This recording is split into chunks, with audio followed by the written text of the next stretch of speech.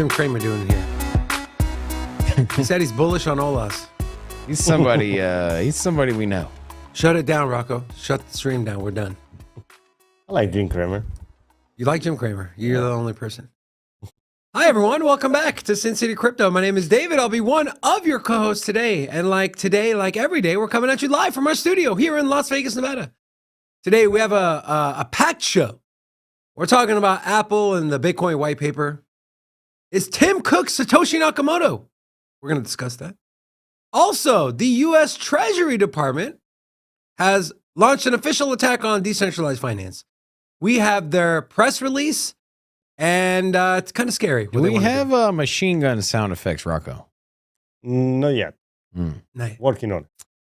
We need like explosions. I'm starting to believe this shirt I picked today is a bad one. M16, AK-47, anything. Yeah. I just think like war sounds, so that way when I can drop in the nuke. there we go. That's Janet Yellen has. You know what's funny? Wasn't it just weeks ago? They're like, oh, crypto doesn't pose a threat to the financial system. They changed their tune. And wait till you hear how they want to regulate it. It's going to be great. You're gonna turn off the internet? Yeah. Mm-hmm. Also, we have some bullish news on Avalanche, as well as some bullish news for Trust Wallet. They're integrating fiat on and off ramps directly from the Trust Wallet, so you don't have to send your money to a centralized exchange anymore. What is that going to mean, and what is it going to change? We'll talk about that and much, much more. But first, I'm happy to be reunited with your co-host, my co-host, Big Rob. Hola! Is your boy Big Rob back in the house. Welcome to Sin City Crypto. If it's your first time checking us out, hello. Also known as Hola! And we're an entertainment-focused cryptocurrency channel where we take old, boring, and stale information and repackage it up in a fun and Sin City sexy kind of way. There you go. In Sexy City. Sin Sexy City. Is it weird to you that we're in April and it's still cold? And it's supposed to be 90 on Monday. So cold to hot in flash of a pan. That's exciting. So, I was talking yesterday with Lifer. Uh-huh. What do you think about going to Bitcoin Miami and we bring one of the showgirls with us, with the feathers on her hat? And what do you think? I mean, we'd have to hire her. Probably cost us $2,000. But, I mean, we'd be down in Vegas. I mean, we'd be down representing Vegas in true fashion, right?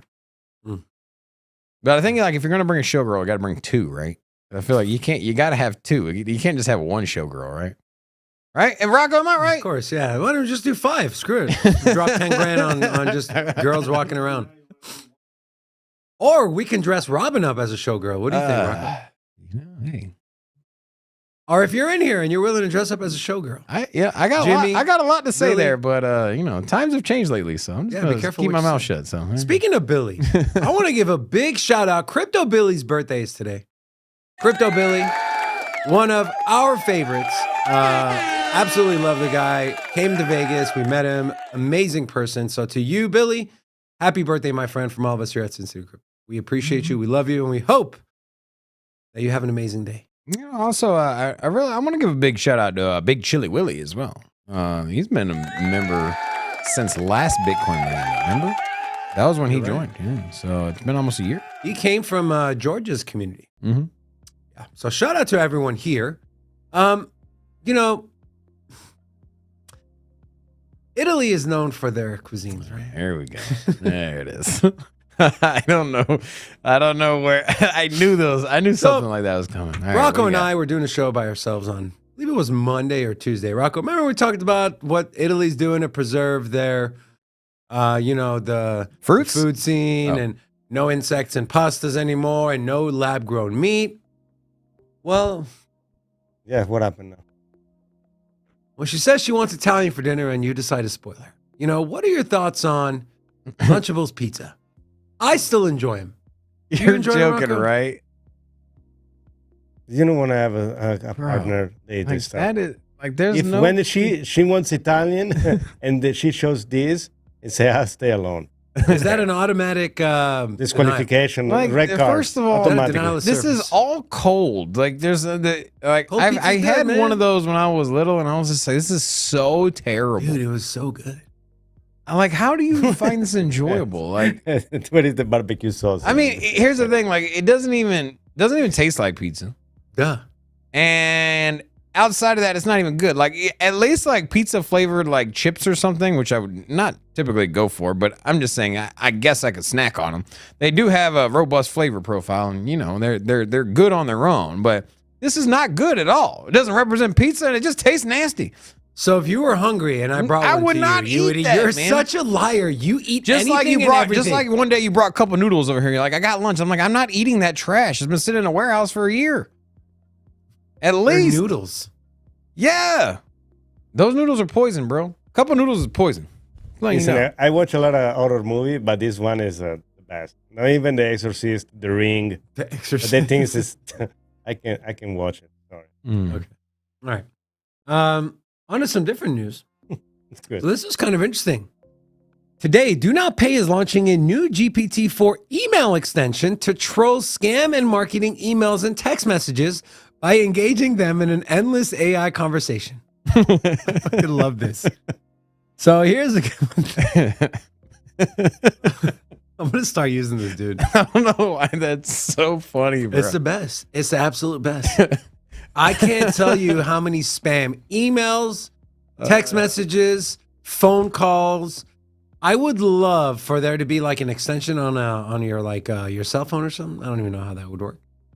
But I would just leave that so thing they on. would just keep having this conversation. Yeah. Like, how awesome is that, bro? Could you imagine, like, you're a young, ambitious foreigner working A young, ambitious foreigner. the call center at a scam hotline, and you're like, I got one. You're just like putting in the work.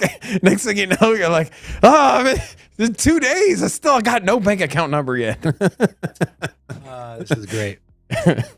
I vote for this. I vote for this. Now on to some more serious stuff.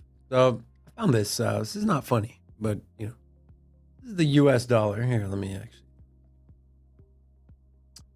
U.S. dollar is essentially a Titanic, a sinking ship, and this is the government just playing the violin, saying everything's gonna be fine. Everyone, calm down. Dollar's not going anywhere.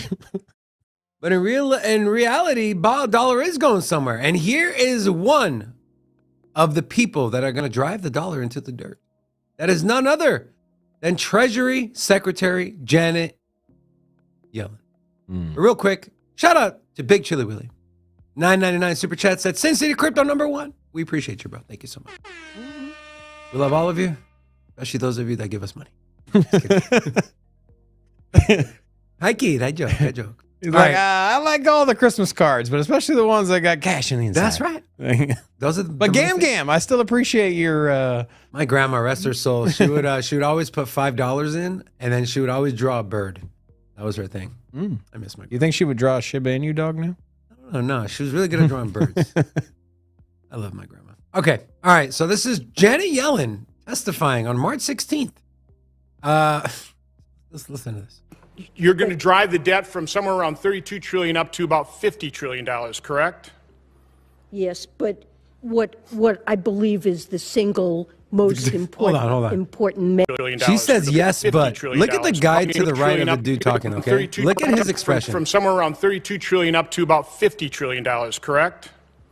Yes, but what I believe is the single most important metric for judging the fiscal stance of the country is real net interest as a share of GDP.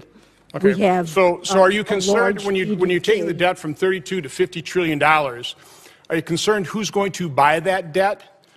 And That's it. Also, at what rate they'll expect to be compensated for buying riskier and riskier debt? Are you concerned about that? Well, if the real net interest cost of the debt remains low relative to GDP, and we're on a sustainable fiscal. Well, we're not on a sustainable path.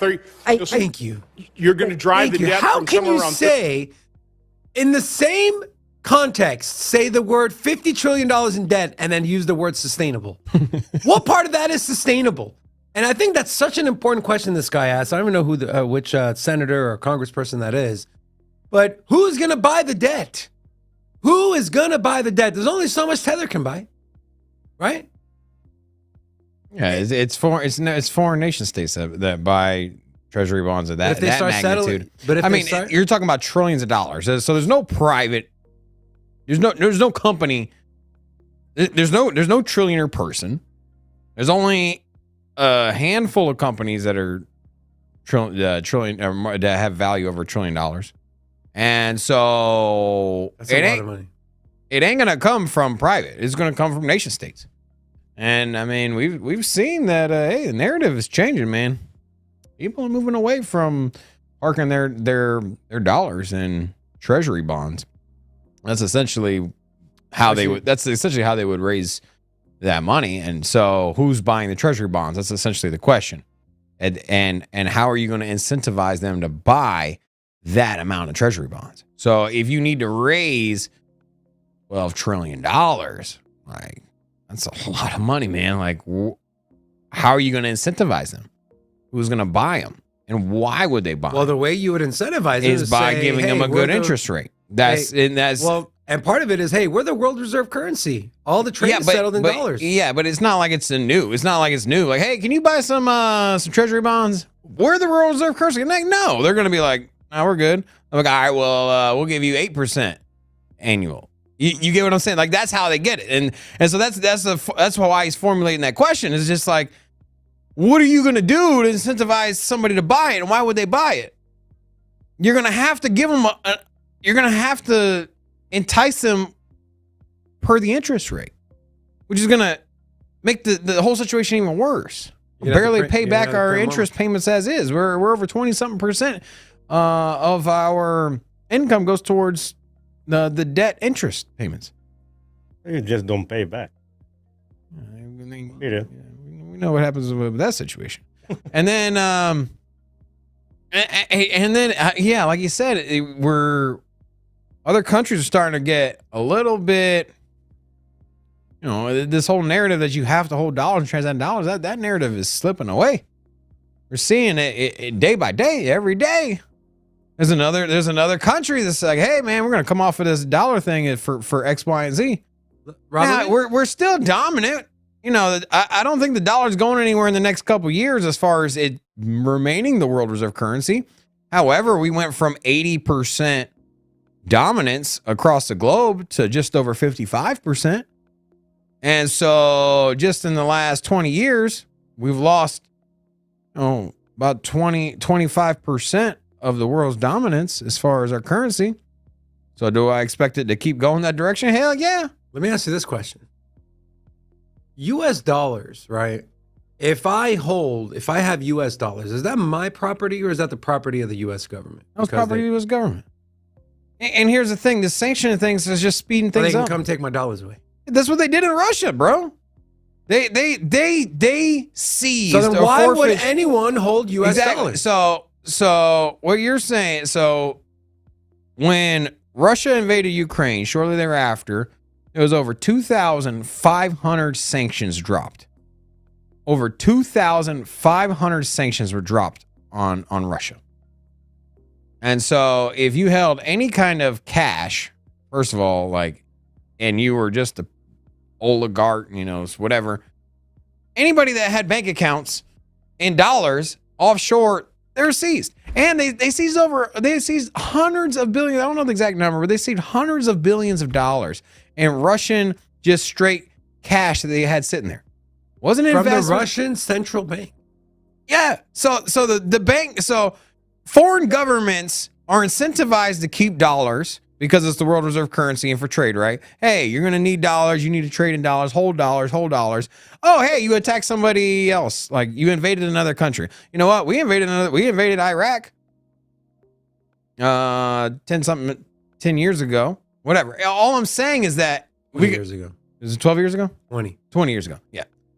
And the world could have outcried and said, oh man, like you have no premise there. I'm like, well, it's for terrorists and weapons of mass destruction. Both incorrect. But that was the premise. And so we're not always right. We don't always have, we don't have the right direction every single time. We're not the all-knowing fact checker here, right?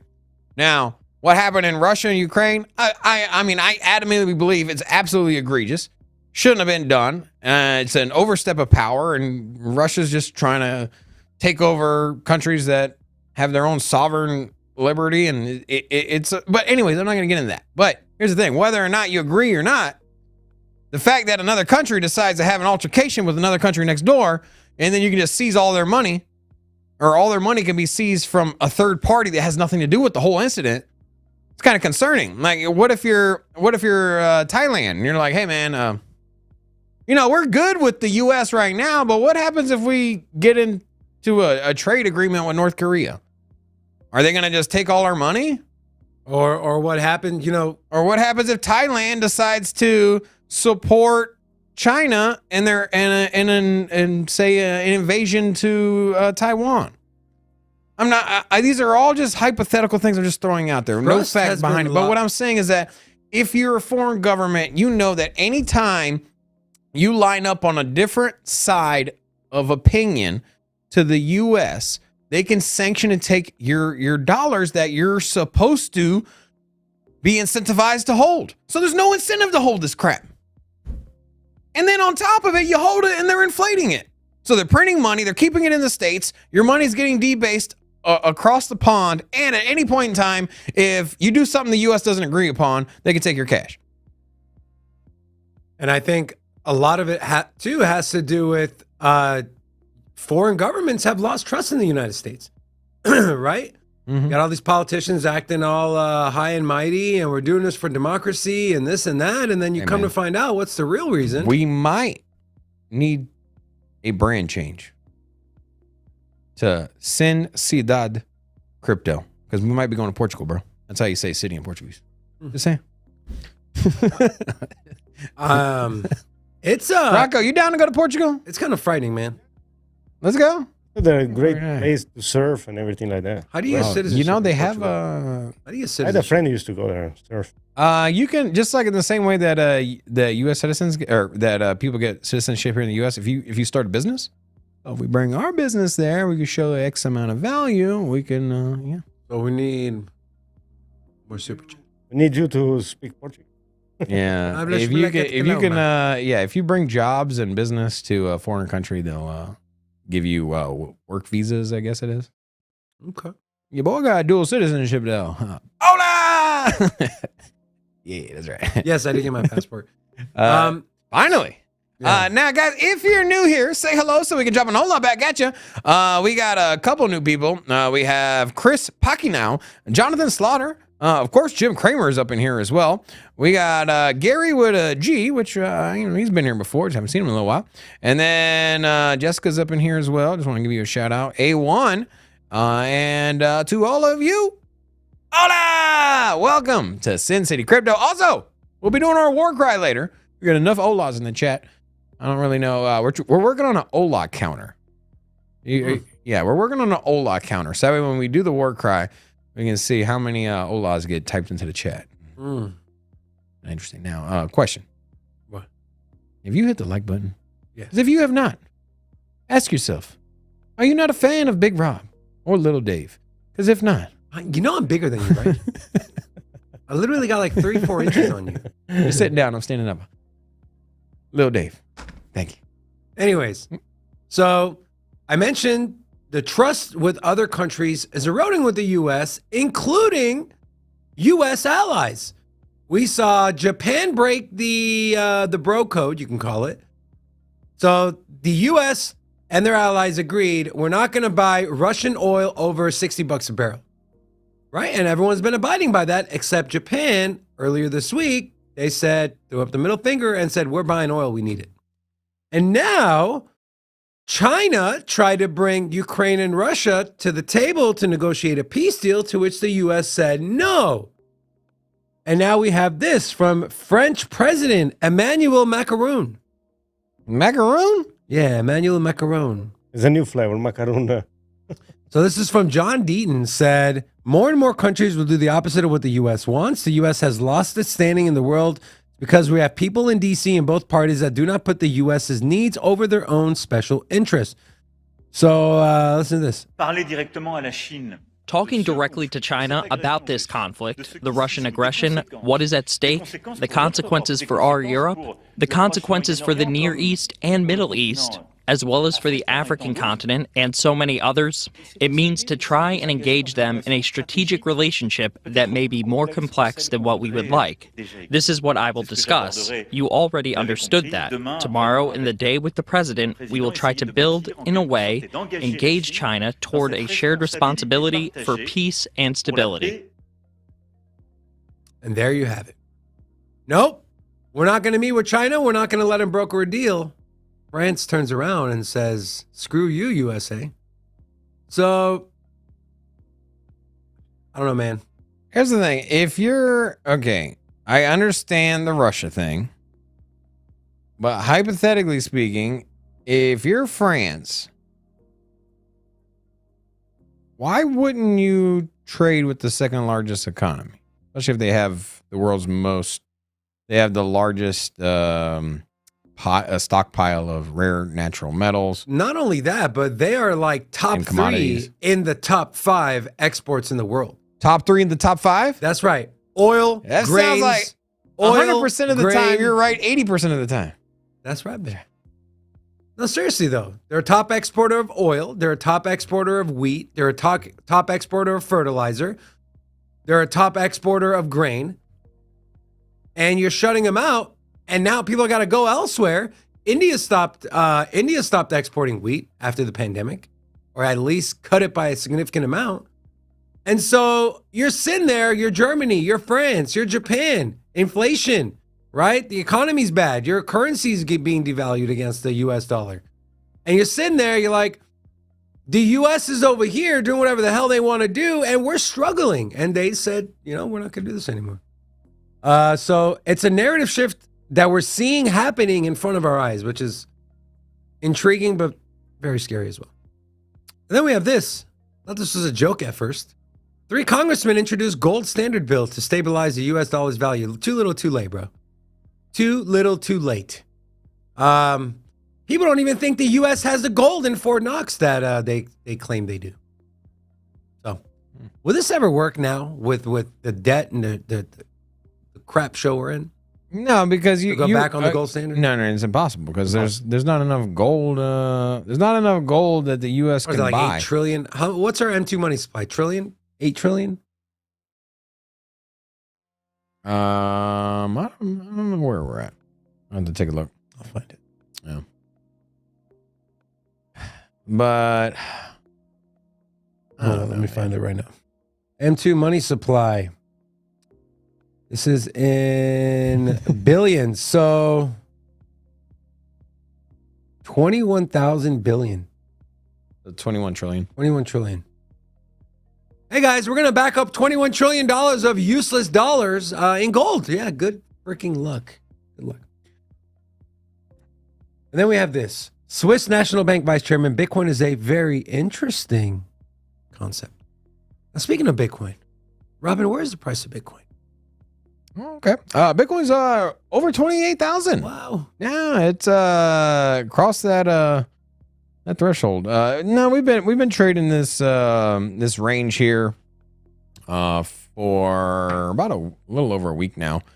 So we're testing 28.6, I think it is. Yeah. So 28.6 or 28.5, something like that.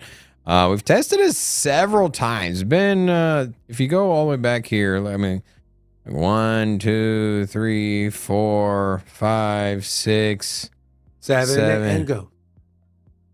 8 times. Just off of, yeah. So about 6 to 8 times, somewhere in there. We've tested 28.6. So what do you think happens if we crack 29,000? We'll come back down. You think so? Probably. No, that's what I'm saying is that we've now when I say crack 29, say we're over 29,000 for a full day. Because I think we hit 29. Here's one day we just hard rejected off of there. So we went from 28.3, we hit 28.967. So basically we hit 29, bounced right back down, and then haven't tested the 29 level again. But I think we'll break through and turn it as support. So I know a lot of people are thinking it's 30,000. I think it's 29. I think once we're over 29, I think that at that point we will bounce, we'll hold support, we'll get to 29.5. Won't take too long before you here's the problem. Get over 30K. Here, look at this. The problem is every time we've wicked to 29, it's been a red day, right?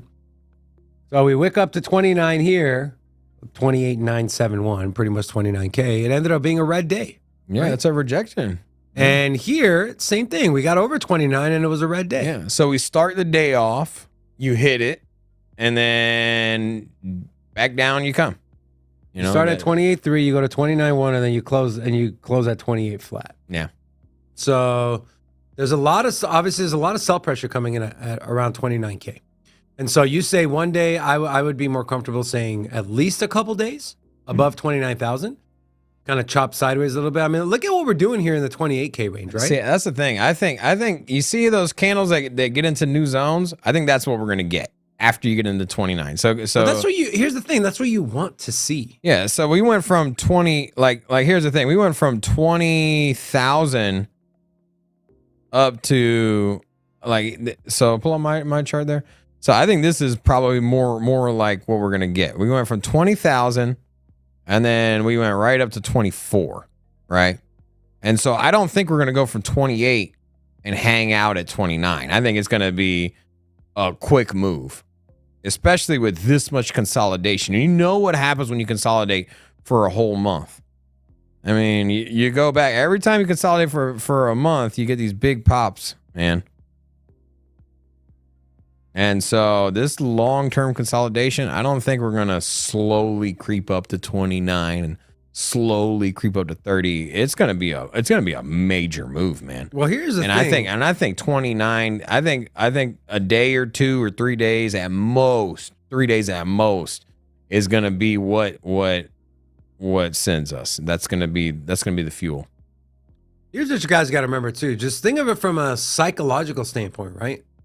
If we're hanging out at 28,000 for 2, 3, 4 weeks, that number is now ingrained in people's minds. Like, okay, 28K, that's my baseline, right? So if it goes to 26K, 25K, now that's, psychologically, that sounds cheap compared to where Bitcoin was for a whole month. So you got to think of it that way too. So it's not a bad thing chopping sideways. I know we all want our portfolios to go up and win Lambo, but we talk about structure with technical analysis and just in general, the markets. You want consolidation and you want to build a strong level of support, not just with the numbers, but psychologically as well, because we understand traders, they trade with emotion, and that's what candles are. So I realized that Crypto Billy super chatted us $10. He did.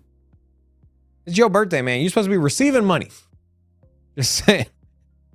It's like reverse presenting here. Reverse Kramer. Birthday present. So big shout out to Jimmy to Crypto Billy. He also doesn't want to be called Jimmy on his birthday too. Yeah, that's right. Where is Jimmy? I don't know. I haven't seen him in a couple of days. Jimmy. Are you cheating on us? You think Jimmy's cheating? You know what? I'm going to wake up early tomorrow. I'm going to see what chats Jimmy's in. So Billy says, Dave, Rob, Rocco, thank you. Sinners, thank you. I only want one thing for my birthday, a flat smack like button for ya boys. So happy birthday once again, Billy. Happy birthday, bro. Robin, what else we got in the markets? So we got Ethereum crossing over 18,000. Big rally. 1,800. 1,800, excuse me. Sorry, I always say 18,000. You do. So we got almost to 2,000, over 1,900, a little pullback. I think obviously a lot of anticipation for the Shanghai upgrade. We're going to get a lot of unlocking, but I think more of a bullish scenario is that we're going to get opportunity to stake and unstake at your leisure. So I think that's probably more bullish than anything else, especially when people don't know where they're going to park their cash. Staking on centralized exchanges is so dangerous now.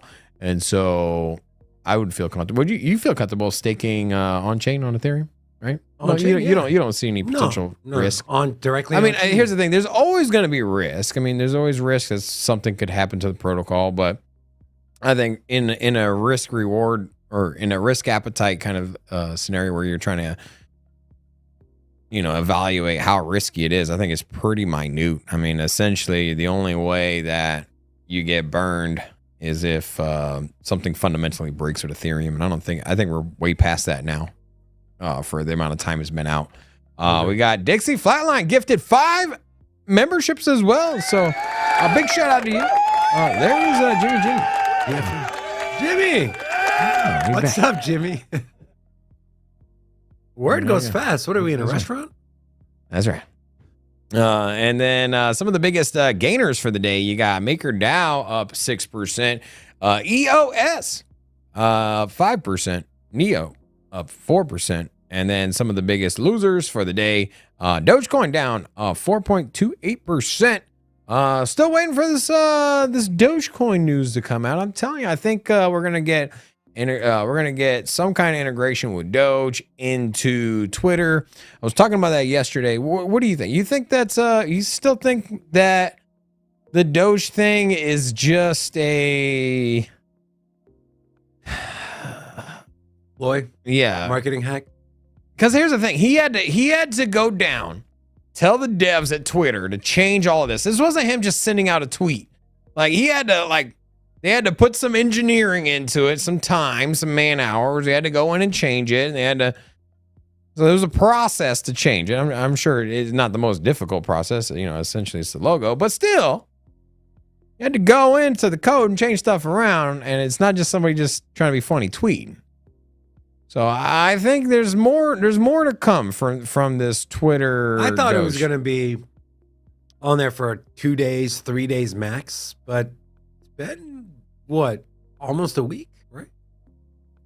Yeah. It happened on Imagine Friday? the behind the scene. Like No, it happened Monday when you were gone. Yeah, I'm like, it's been 3 days. You're like, I thought it'd be 2, maybe 3 days. I'm like, well, it hasn't been 3 days. Yeah, sure, okay. So imagine him like I said, no, this logo, I don't like this one. No, this one is facing this way. Yeah, a little bigger. And okay, let's change this. It's actually funny to see how he did it. Look, if the Doge logo is still up by Monday, then there's definitely something bigger going on. Why That's just Monday? what I think. I'm telling you, I think there's gonna be I would say within the next 2 weeks, there's gonna be some News? Doge news that involves Twitter coming out. So That'd be cool. Jimmy says happy 21st birthday, Billy. That's right, Billy. Spring chicken. All right, let's move on. What you got? So, I have an iPhone. You have an iPhone. Rocco apparently Does not. No. No, his text show up green. no. But Robin, you saw the news, right? Apple hides the Bitcoin white paper on every MacBook. Every MacBook. Why? Well, we have some theories here. Is tech giant Apple a secret supporter of Bitcoin? Or did an employee act on his or her own? Andy Baio revealed in a post that the Bitcoin white paper is hidden in every modern copy of the Mac operating system. Copy of the Bitcoin white paper has been included since version 10.14.0 and has not been removed since. This was released in 2018. So 5 years it's been on there and no one's noticed until today. While trying to fix my printer today, I discovered that a PDF copy of Satoshi Nakamoto's Bitcoin white paper was on his laptop, said Mr. Baio. And we're actually going to show a video here in a second. But is there a secret Bitcoin maxi working at Apple, or was this a directive from the very top? Now, I'd like you to turn your attention to Apple's CEO, Tim Cook. What do you have to say? This was a few years ago. Do you own crypto, any Bitcoin or Ethereum? Would you play around with this? I do. Yeah, I think it's reasonable to own it as a part of a diversified portfolio. And I'm not giving anybody investment advice, by the way. When did you get interested in it? I've been interested in it for a while. Since 2008, And because you're Satoshi. I've been researching it and so forth, and so I think it's interesting. Kenny G put a $2 super chat. Says we need a conspiracy theory segment. I'm down. Yeah. You know, lately the conspiracy theorists have been proven right, time and time again. But so this is kind of the process of how they found it. So if you have a Mac, follow along. And so this is, I mean, I don't know. As we're kind of watching this, there's no sound to this. What is your you think it's just one person that just went rogue and decided to throw it in there and no one noticed or no one said anything, or you think people knew and just didn't care, or you think this was like, hey, add this in there? You think Tim Cook was Satoshi? No.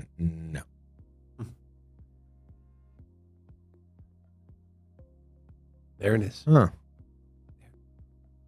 So it's not. I thought it was like code written in there. No, it's the actual white paper. No. I mean, I thought they like, put it in ones and zeros and hit it in the in like the operating system, like deep inside the coding language. I didn't know you could just get there through the, just regular directory. Or just go. You can get there, Robert. You can get there. That's insane, man. So, David, can you get there? Since you are an Apple user. There's no way only one person knew that was there. No. No, the thing that surprised me is how was it there for 5 years and nobody realized that? Maybe somebody realized it and didn't even think much of it. Like, Bitcoin. But 2018, that was not sure what that means, but yeah, that was a bot. Yeah, 2018. That kind of was like Italian a little bit, right? It sounds more like a Borat. What I said, right? It was more like a Borat. Well, we will. By the way, fun fact: in Borat, the dictator? Did I say fat? The big guy, the bigger guy, who was driving the car. He was speaking Armenian, believe it or not. Anyways, some people are saying Tim Cook is Satoshi. Robin, is Tim Cook Satoshi? I don't think so. Me neither. No, definitely not. Now I wouldn't be surprised if Elon might have been Satoshi. Elon. Yeah, here's the thing. Now, this is why I'm on the Elon boat is because hey, he's capable. He knows cryptography. He is well versed in. Just say it. He's a genius. Yeah, well, I mean, he knows computer code, how to write it. The dude has built 3 of the most successful multi-billion-dollar companies. On top of that, his first company was a payment peer-to-peer digital payment one more time system, which was now it just PayPal. happened to move dollars in a digital fashion through email and your IP addresses, but not far off of what Bitcoin did. And what happens when somebody is guilty or is lying and they've been caught or they're trying to hide who they really are, right? They act outlandish and try to divert attention somewhere else, right? So maybe he is Satoshi and he's like, oh, this Doge thing is amazing, guys. Like, you guys seen this Doge thing? Doge is a fork of Bitcoin, by the way. It's a Doge. It's a fork of Litecoin. Litecoin, which was a fork of Bitcoin. No, the Litecoin Litecoin was not a fork of Bitcoin. It was comparable. It was a proof of work that was similar, but it wasn't a fork. A fork would be the same code, just modified. So they Bitcoin Cash. Yeah, like Bitcoin Cash and SV. Bitcoin Satoshi value. So, anyways, so you think this was from the top down? You think an executive or something? You don't think it's just a random person? I don't know if it was an executive. What would be because the I think here's the thing: if it was an executive that gave that order, I think it would have leaked. So I think it was a team of people that were. All I'm saying is that I don't think that you're gonna have. It's not gonna be a big conspiracy. Just put it that way. Not a big conspiracy, but more than one person knew it was there. Had to be. There's no way. I'll leave it at that. World Bet said wrong. What are we wrong about? Dogecoin is an indirect fork of Bitcoin, so we're both right. It was a spork. A spork? That's what Jim Cramer said. I like that. It wasn't a fork. It was a spork. Mm. Yeah.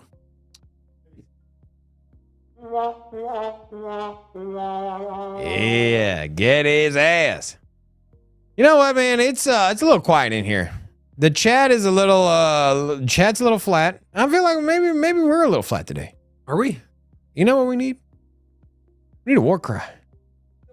We need to get the Olas going up in here. And if you don't know what the hell we're talking about, well, we're just gonna throw it at you. All right, let's get this Olas going. I want to see at least 100 Olas in the chat. Rocco, let's go. Hola! I missed the L part in there. Where was the L? I just heard, oh, shit. Hey, I know Ola when I hear it. My boy definitely do Ola. Or Arnold. That's right. All right, Robin, let's move away from Apple and let's move into Janet. Janet. Okay. You're moving into Janet's house? Where are you moving into? I'm just We're curious. moving into her risk assessment. I'm moving into her brain. I want to see what she's thinking. Well, we know what she's thinking. This just came out today. And I read this, and I have a few things highlighted for you guys. So this is from home.treasury.gov, from the government website, okay? This is not anyone, news agency or news source citing. This is directly from the U.S. Treasury Department. Also, Jimmy, he's back. He's back with a vengeance. He's back with $100. Unflattering the chatting. Dropping that $100 super chat. Mommy! Jimmy, I want to get to Jimmy one day, man. I want to get to Jimmy's status. I just go up in there, but hey, I really like you. Here's $100. That's how. Hey, the chat's flat. Here's a $500. That's how you do it in Vegas fashion, man. You valet your car, like, here's $100. You know, I talked to Jimmy on the phone a few times. He's a good dude, man. He's the kind of person, and I've said this before, you know, money makes you more of what you already are. If you're a piece of crap, you're more of a piece of crap. If you're a giving person, you're more, and that's really what Jimmy is. So, Jimmy, we thank you, my friend. I hope you never come across no money, because I don't need no more of that. What? Anyways. What was that? Say, if you're more of yourself with more money makes you more of what you already are. Yeah, exactly. I don't need more David, so I'm just saying stay poor. And Hey, poor. that way you don't get bigger personality or you know. The Rocco, do you not agree if David pulled up in a Lambo, like, good God. I wouldn't buy. I don't know, man. He would I be feel like it's pointless to own a Lambo. It would probably be a Prius. He'd be like, it would be a Prius there with a Lambo. You know, they always say that the gasoline that runs on this Lambo came from dinosaurs, but it doesn't. It's made from plastic bags. Be like, no, it didn't. What are you talking about? What are you talking about, man? That's what I'm saying. You're talking your out of your theories what? will be so out there. Your barbecue chicken pizza, to more resources, your barbecue more chicken news. pizza would be like made I'll make better like real chicken instead of the artificial chicken. Hey, it will be the only one to own. Listen, it will be the first person to own a diesel Lamborghini. a diesel Lamborghini. What is wrong? It with like you, runs on like used French fry oil. French fry oil. Oh man, and we're the three best friends that anyone could have. And Crypto Hey, guys, Billy just super chatted $200 again. Oh my God, Yeah, Billy, it's your yeah. birthday, man. Dang. Because givers gain, and it's my birthday. Jimmy, leave me alone. Man, thank you guys. We appreciate it. All jokes aside, all the support we get for the channel helps keep the lights on. So, thank you guys so much. We appreciate all your support. And again, big birthday shout out to our man Crypto Billy, our whale member, our friend, And Billy, shout out to all the whale members as well. That's right. If you're a whale member, we do show you, we give you some credit in the credits at the very end of the show, so stay tuned. All right. Are you guys not making fun of me? Rocco, Robin? Can I move on to some news now? Proceed. Thank you. So, telling niggas, take my last money. Hey, man, thank you. Right there, right there. That's it. $7.99. That's Love you, man. That's awesome. My last one. Hey, man, big or small, $1, $500, $10,000, 99 cents. We appreciate all of it. So thank you guys so much. just don't give it to David. Technically. Anyways, so U.S. Department of the Treasury titled Illicit Finance Risk Assessment of Decentralized Finance. Now, what are some things that they said in here? Let's talk about it. So, table of contents. Here we go. Executive summary. The risk assessment explores how illicit actors are abusing what is commonly referred to as decentralized finance services, as well as vulnerabilities unique to DeFi services. There is currently no generally accepted definition of DeFi, even among industry participants. That's a lie. Or what characteristics would make a product, service, arrangement, or activity decentralized. That is also a lie. This risk assessment finds that DeFi services often have a controlling organization that provides a measure of centralized administration and governance. The assessment finds that illicit actors, including ransomware cyber criminals, thieves, scammers, and, of course, North Korea's cyber actors, are using DeFi in the process of transferring and laundering their illicit proceeds. To accomplish this, illicit actors are exploring vulnerabilities in the U.S. and foreign anti-money laundering and CFTC regulatory, supervisory, and enforcement regimes, as well as the technology underpinning DeFi services. In particular, this assessment finds that the most significant current illicit finance risk in this domain is from DeFi services that are not compliant with existing AML. Now, let me real quick, okay? You're going to see this word a lot. When you hear the word AML, replace it with KYC. That is what they want. I'm just curious. If you were an illicit actor, a terrorist, or whatever, like, are you just expected to open up an American bank account? Like, it's stupid as that sounds. Like, what do you think that, like, hey, you know, you're going to call your cousin and be like, hey, man, can you open up a bank account at Chase? I need to fund an illegal arms. Robin, can I? Yeah. Murder. Can I make the argument, Robin, that, well, let me create a baseline here. So the sanctions the U.S. imposed on Russia have not worked, correct? No. Okay. So can you relate what we're seeing there to here? Well, here's the thing. When you say not work, now there is dramatic impact. My wife is Russian. Okay. And, you know, a lot of stores, a lot of the Western brands across Europe. So think about like every mall you would go to, half the stores are closed. I mean, the Louis Vuitton, the Levi's, McDonald's, like half the clothing isn't even available anymore, or over half the clothing. Cars are gone.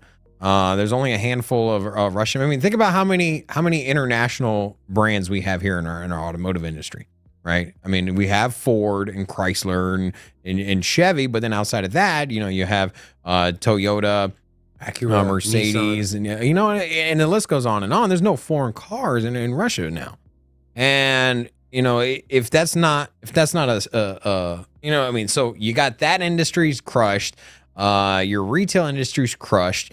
And then imagine if you opened up a franchise of a foreign company. So you know you can open up a McDonald's in France if you want to. Like you can go to France, you can open one up. The same thing in Russia at the time. You could open up a KFC or you know McDonald's, whatever it is. And then on top of that, you know these sanctions that got dropped on oligarchs. I mean, dude, it's rough over there, man. Now, Russia is just like, whatever, we'll get through it. And, you know, sometimes you knock somebody down, they come back stronger, right? And I'm not saying that they're gonna come back stronger, but they're gonna survive. They're not going to all of a sudden just not make cars. They're not going to all of a sudden be like, you know what? We got sanctions, so we're just going to forget the bank account thing. You know what? We're not going to buy oil anymore because it's all priced in dollars. So you know what? We're just not going to drive cars.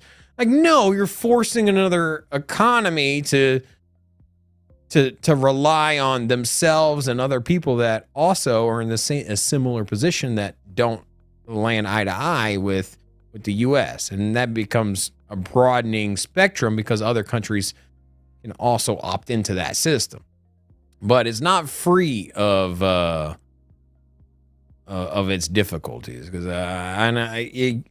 it was my wife's brother's birthday and she couldn't even send him a card or money, anything. Like, couldn't send him anything. All she could do is call him on the phone. Like, that's it.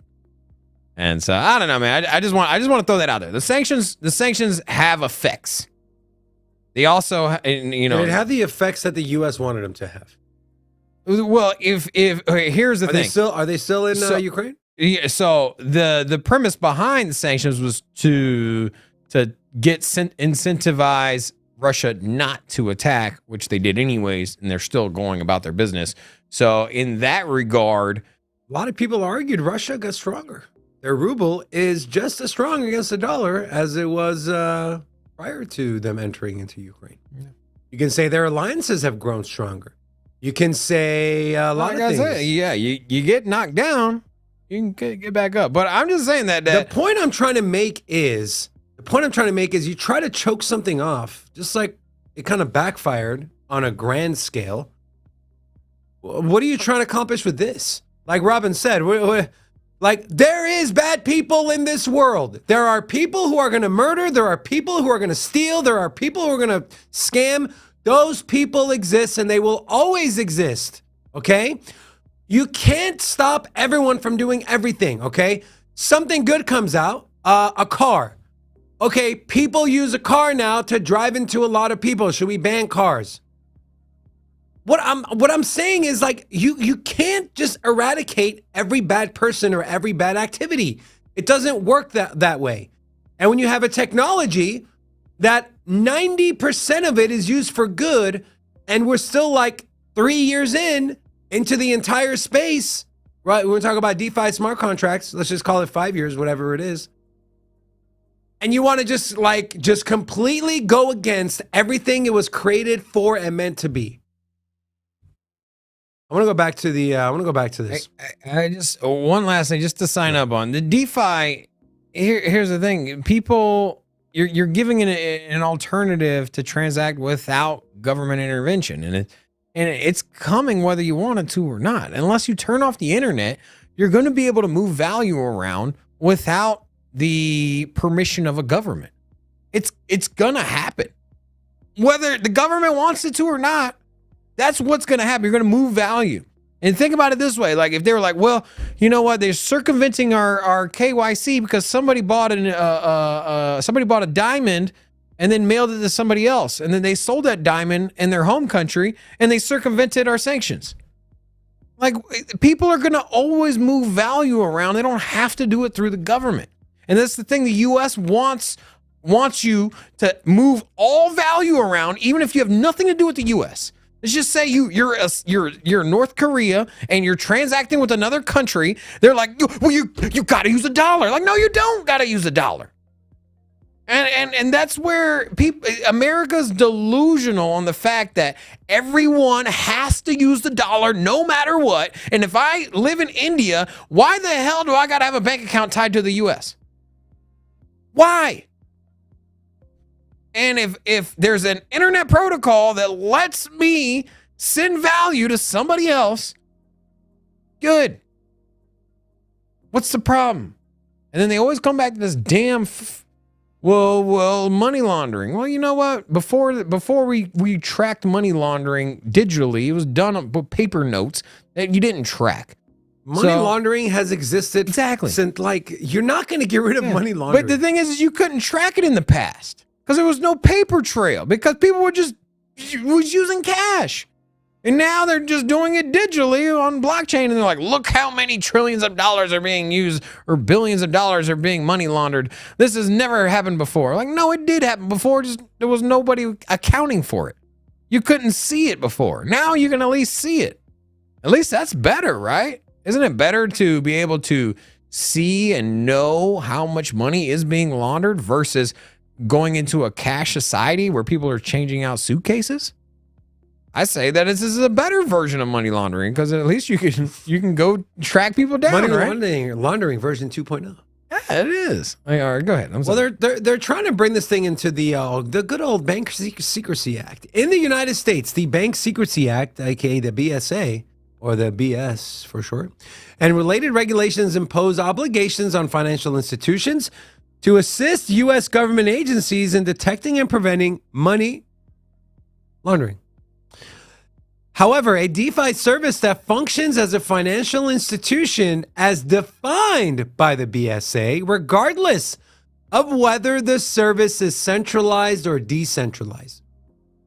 A DeFi service that functions as a financial institution as defined by the BSA, which we know, hey, let's twist some words around. Let's twist it around. Oh, look, it's BSA. It's part of it. No matter if it's centralized or decentralized, will be required to comply with BSA obligations, including AML.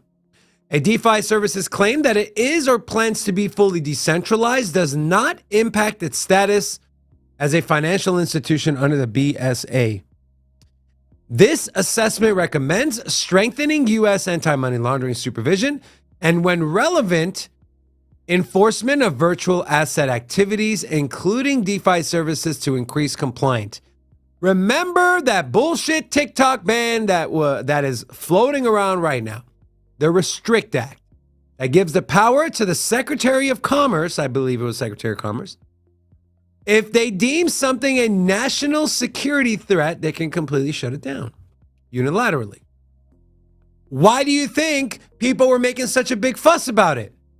And before that thing even gets approved or passed or signed into legislation, we have this.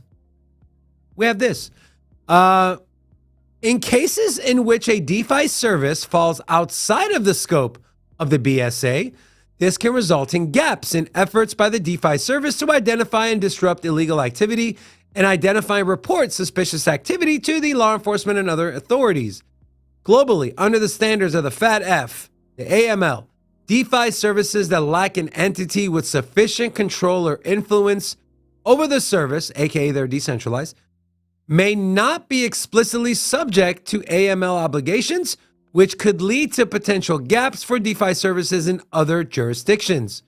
The assessment recommends enhancing the anti-money laundering regulatory regime by closing any identified gaps in the BSA to the extent that they allow certain DeFi services to fall outside the definition of financial. So now, there it is. They're trying to change, and they're saying there's a loophole in the BSA, and they're trying to close that loophole and change the wording. And so even if something is decentralized, even if it is ran by code and isn't controlled by one person or entity, they can still slap this BS anti-money laundering on them.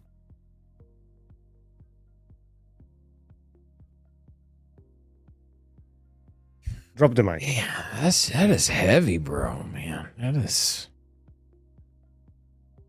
And the scary part that this isn't law, right? They already did it to Tornado Cash. That's what I mean. Like this doesn't go up for vote. This is just a handful of powerful people that are like, you know what? Let's just shut down DeFi. This country. Remember our conversation last week?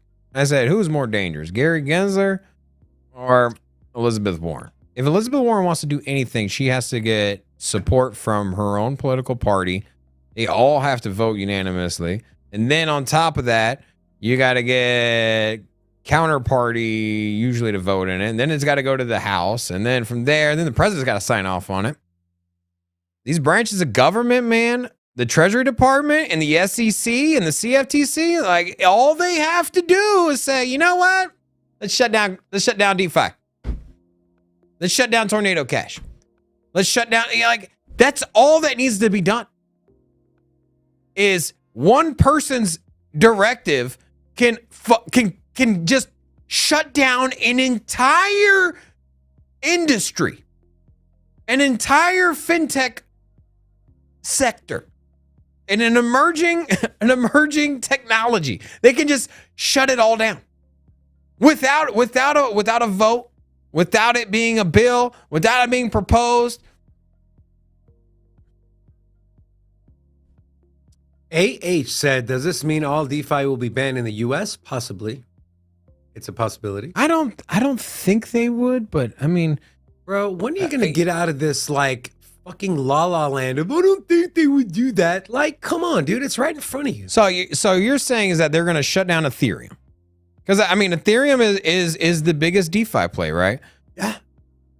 Ethereum's a layer one. The DeFi projects are on top of Ethereum. Concerning, but I mean, I don't think we're in that oppressive of a country that we're gonna get to the point. They're literally trying to change wording in a act, something that was passed. I get that, but crypto has been free to work, with the exception of Tornado Cash.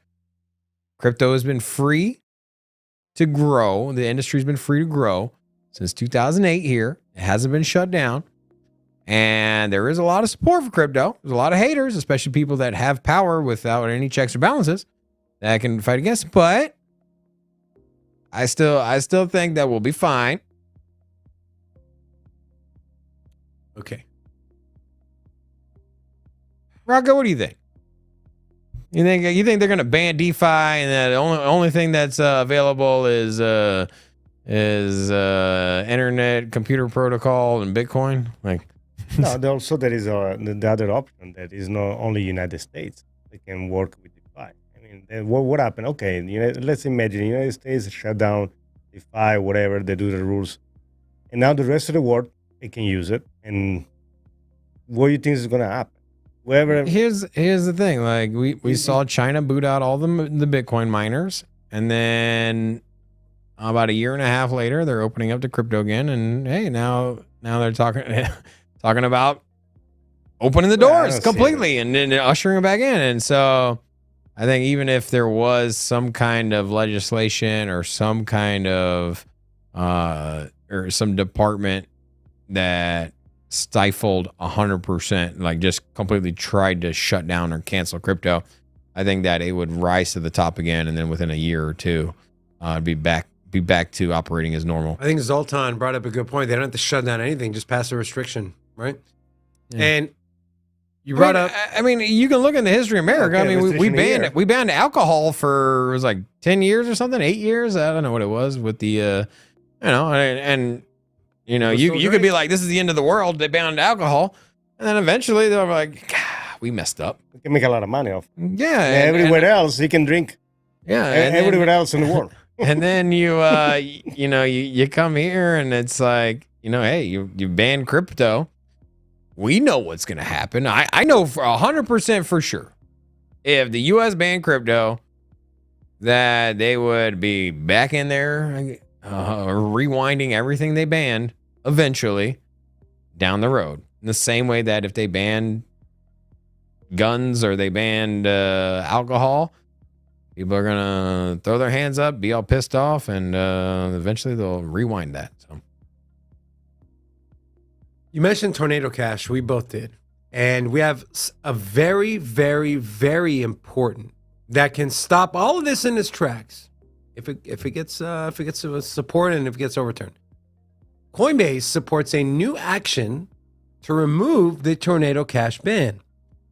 And so this is from Cointelegraph. The United States Treasury faces a renewed legal challenge that aims to overturn the decision to sanction the crypto mixer Tornado Cash, filed by 6 individuals backed by Coinbase. So they're dumping money at this. A motion for a partial summary judgment was filed on April 5th in a Texas district court. The counts claimed OFAC exceeded its statutory powers under the International Emergency Economics Power Act and violated the free speech clause of the Constitution's First Amendment. There we go. This is a quote. An immutable smart contract is incapable of being owned. It is not property, and the department lacks authority over the IEEPA and the North Korea Act to prohibit transactions with those smart contracts. No one has a right to alter them. No one has the right to delete them. This is what they added.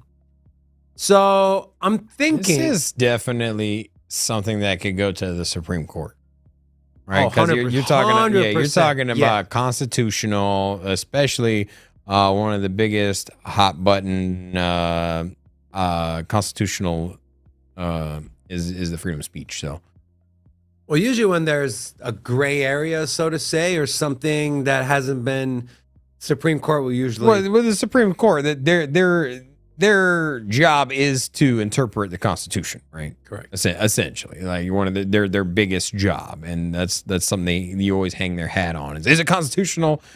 What does the Supreme Court say? And so, I think when you're talking about freedom of speech and something that's an emerging technology, and you don't know what basket to put it in, we all agree. I mean, at least me and you do. I'm sure Rocco does that. This is freedom of speech, and that if I decide to write a computer code and then put it on the internet and people decide to use it, it's its own thing, man. It is what it is. You think Judge Judy would pick it up? I don't know, man. She's kind of mean, bro. I feel like she got a lot of those characteristics that Elizabeth Warren has. Wow. Robert, why don't you give some love to it? All right. Hey, if you're new here, say hello so we can drop an hola back at you. We do have a few new people. We got Randy A. We got Anton P. Puddles. Also Stardog. And King Peasant as well. To all of you. Hola! Welcome to Sin City Crypto. You got any closing arguments or remarks on this whole thing before I move on? No. Yeah, it's uncertain times. I'll end my thought on, you know what? In the depths of the bear market, there's just so much uncertainty. There's so much doom and gloom. There's so much like crypto's gonna die. Crypto's gonna be banned. This isn't the first time we went through this, and a lot of the same directives that we're hearing now was set in 2018 after the crash of Bitcoin's price and the subsequent bear market that followed. Now, from what I've been researching, is that American companies are still investing. Venture capital here in the States is still investing and building on these on crypto blockchain technology. So the industry is preparing for the next bull market, and whether or not the senators and governors and head of different departments are raising up a stink and beating their drum that crypto is a fraud, you know what? Americans are still building, and Americans are still bullish on crypto. We still have one of the largest shares of finance invested into crypto. I think we're in the top 3, I think it is. Maybe we're top 1. I don't know. I haven't looked at the chart in a while. But money that comes from America that is in the market cap of crypto is no joke. And so companies are building. It ain't going nowhere. And I think that we look back in the next bull market, and we look back at the scenarios like today, like remember when everyone was talking about it, we were going to ban crypto and crypto was dead, and then we're going to move to Portugal. Like, remember that? Remember how and then all of a sudden. Wait, so we're not moving to Portugal? Yeah, so it's the same thing. The same narrative. It was said back in 2018, 5 years ago. It was the same BS, man. Everyone was talking about crypto's dead. Remember? I mean, this is essentially what you're saying, right? Crypto's dead in the States. That's what you're saying. And what I'm saying is that we've heard this narrative over and over again. Crypto's not dead. Bitcoin's not dead. DeFi is not dead. And if we get some legislation that fucking slows this thing down, we'll be back. We'll be back that much harder. So as the great President Joe Biden once said, so let's move on to Arbitrum. So if you missed what happened with Arbitrum, some BS. Arbitrum's sole purpose of their token, the ARB token, is governance. So essentially, if you hold a token, you get voting power. Well, apparently you don't get voting power. And so they essentially rug pulled the only utility their token has. And now they're trying to make it right. Arbitrum Foundation offers crypto governance concessions after the ARB holder uproar. The Arbitrum Foundation on yesterday, proposed to expand ARB token holders' budget oversight and governance powers with 2 motions aimed at turning the page on last weekend's crypto governance meltdown. In a Discord post, the Arbitrum Foundation said it will not move the 700 million ARB tokens. They already moved to 50 million. That's why the number is not 750 million. That remain in its administrative budget wallet until the community approved, quote, an acceptable budget for the sum. It also proposed actions that would make governance more accessible. Arbitrum Foundation also issued a transparency report into how the organization came to be. So they promised, they pledged. Hold on, there's 2 proposals, Robin. First proposal, AIP 1.1 suggests placing the 700 million remaining ARB tokens into a smart contract controlled lockup that will unlock over 4 years. The second proposal, AIP 1.2, aims to amend several governance documents for the Arbitrum ecosystem. One of the proposed amendments is to lower the threshold of the number of ARB tokens needed to post an Arbitrum improvement proposal from 5 to 1 million ARB tokens. So up until, and even today, until this thing passes, if it passes, you needed to hold at least 5 million ARB tokens to even be able to propose anything. There was only 4 people that could do that. I heard 5. Like, 5 million. No, I'm saying I heard it four? was five wallet holders that had enough. Last I saw was 4 that could have changed. Either way, it's not more than 5. And they're trying to bring that down now from 5 million to 1 million. So this is so go to the top. This is kind of interesting there.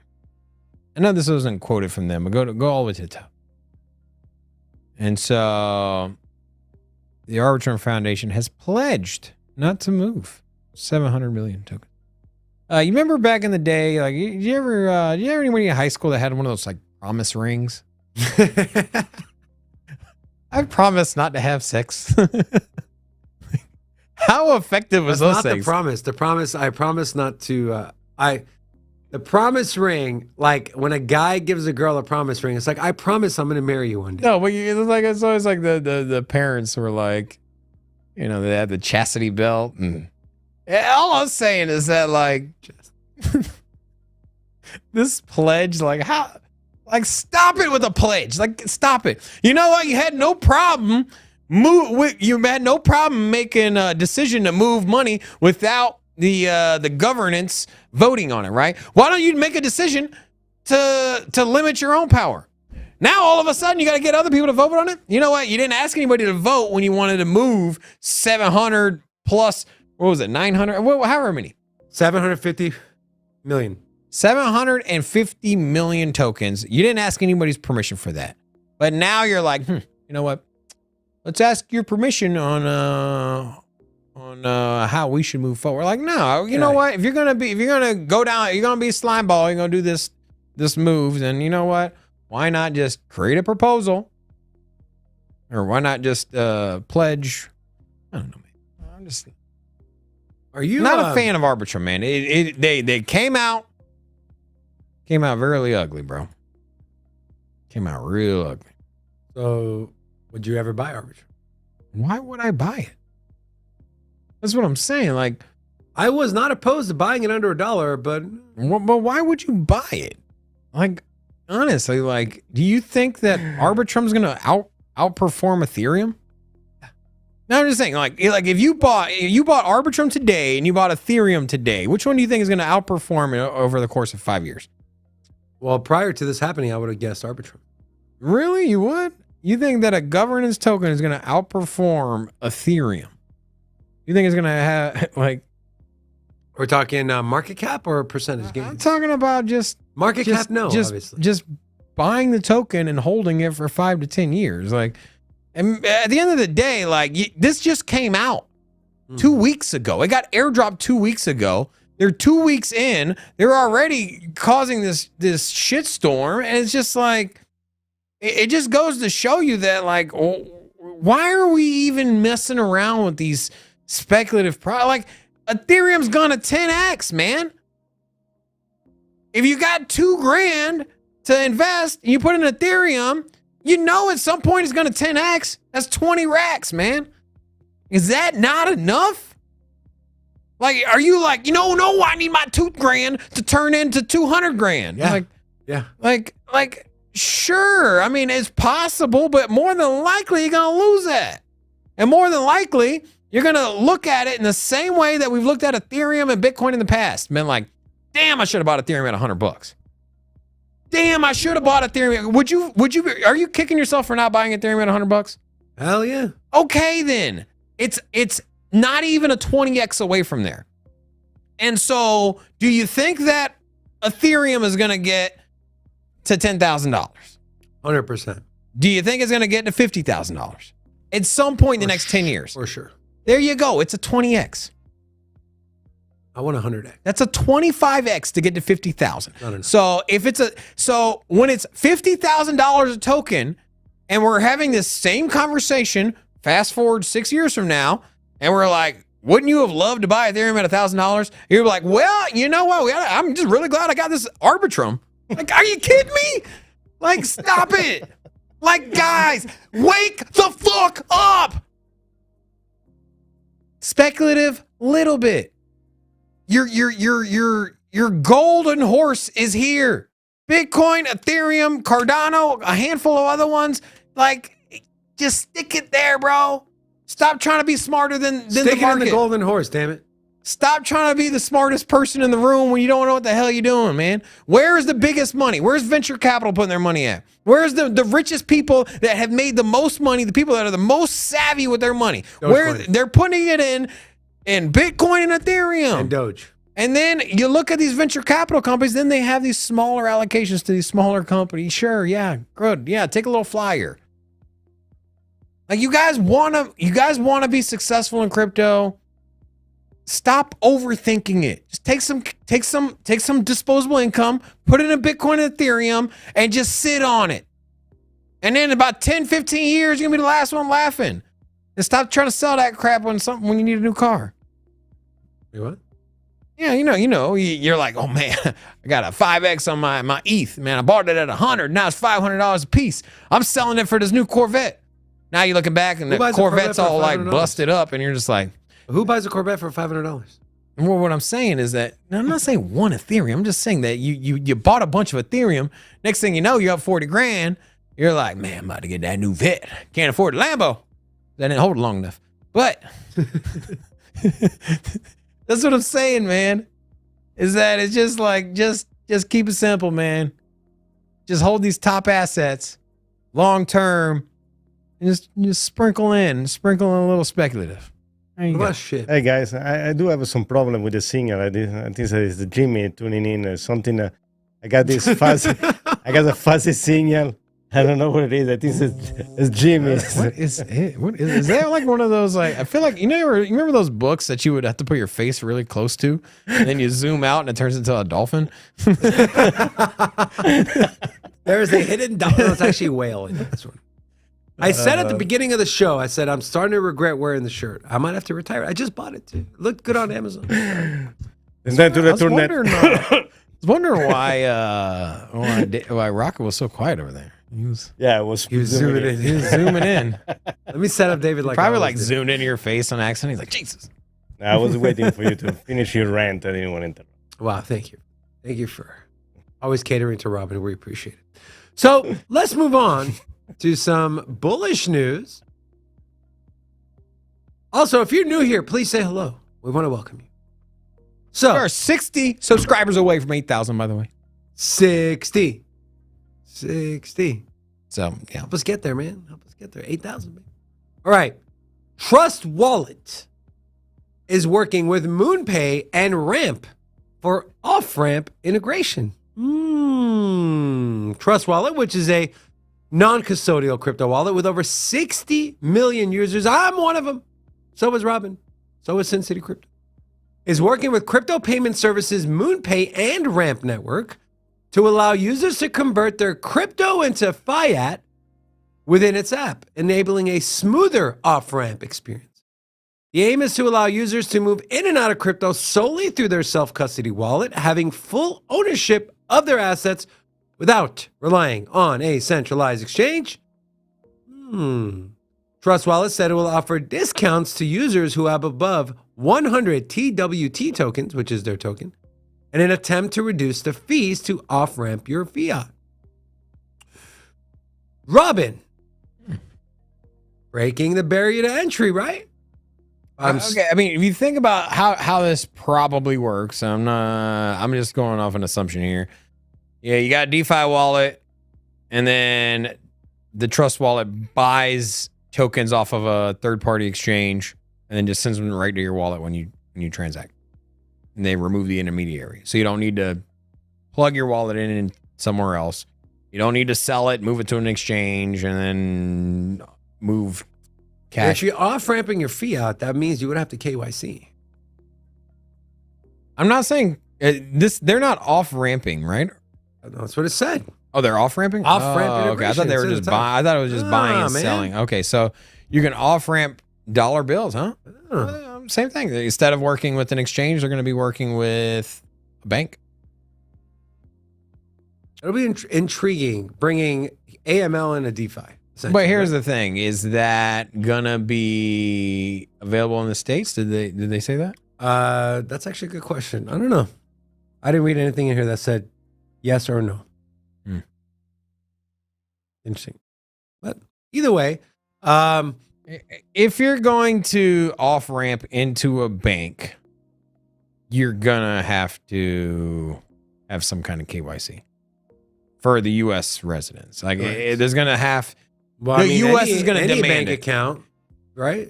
What's that? Any bank account anywhere, you have to give up. Okay, yeah. Well, I guess, yeah, you would KYC your Bank of America, but then if you have Coinbase or Binance, you got a KYC there, so they can tax you on gains.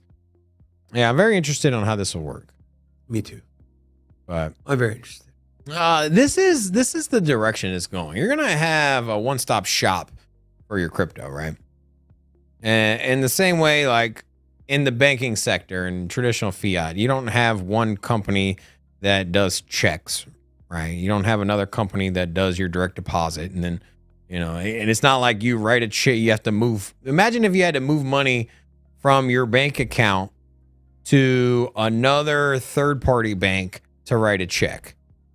Yeah, it wouldn't make sense, right? Same thing like, hey, I want to pay my mortgage, so I need to open up a separate mortgage bank account with another bank and then move my money there. No, all the services are done essentially through one intermediary. And then the same thing, you set up your 401k, you can get your credit card, you can have your checking, you can have your savings. All that's done in one stop place. Your bank, right? Same thing's gonna happen just off of sheer convenience when it comes to crypto. So you're gonna have your wallet, you're gonna buy and sell crypto, you're gonna accumulate more crypto right in the same wallet. And more than likely, this is gonna be created by the exchanges because they already have the exchange. And we're starting to see that with Coinbase. Coinbase has their own wallet too. They have their own NFTs. So that Amazon and Walmart effect that we see where they just keep offering more and more services and becoming the one-stop place to do all of your transactions, same thing's going to happen with crypto. I wouldn't be surprised to see Coinbase having everything, all their services. Hey, direct deposit into Coinbase. You can already do that. Hey, store your NFTs on Coinbase. You can already do that. Hey, buy your crypto on and off Coinbase. You can already do that. Hey, you can custody your own crypto in a Coinbase wallet. You can already do that. Hey, we offer staking. We almost did that. And then that's where we're going. And Trust Wallet is, a little ahead of the game, I guess. Well, a lot of people are like, well, Binance, it's owned by Binance, so I don't trust it. That's people's biggest, their biggest gripe with, I would say, Trust Wallet. Well, we're done. Is it? Guys, check out our social medias. Check out all the fun stuff. We do got a couple new people I just want to give it a shout out to. WorldBet, Stardog, and Doc. DACH. And then also Cryptos with K. To all of you, hola! Welcome to Sin City Crypto. Doc, like the Dachshund dog. Yeah. We will be Doc tomorrow, and by Doc I mean back tomorrow, 10:30 a.m. Pacific Standard Time. Also, go buy some merch. Don't be cheap. Got a birthday coming up. You have a spouse that you love, who happens to be a lady. There's leggings. There's sports bras. You also have pillows, blankets, all the fun stuff. Love the Do we have socks. shoes yet or no? Socks we can show the culture. Do we have shoes yet or no? No shoes. No shoes. No shoes. There's a bunch Socks. of other stuff. Only socks. You want to support the channel? There's tons of ways to do it. Check out the links in the description of this video. And with that being said, first, one more birthday shout out. Crypto Billy. Happy birthday, bro. I know you're in Texas for consensus. Have fun, my friend. We love you. Enjoy your time out there. And we will see you soon. Also, thank you to all of you who supported Super Chat, regular chat, Super Sticker, regular sticker. Everything you do for us, we appreciate you and we thank you. So with that being said, Botticelli. Friends, family, friends, and family of friends, we thank you so much for tuning in to another episode of Sin City Crypto Live. Make sure to come back tomorrow, 10:30 a.m. PST, also known as Pacific Standard Time, for our live show. Until then, on behalf of myself, Robin and Rocco, we love y'all. See you tomorrow.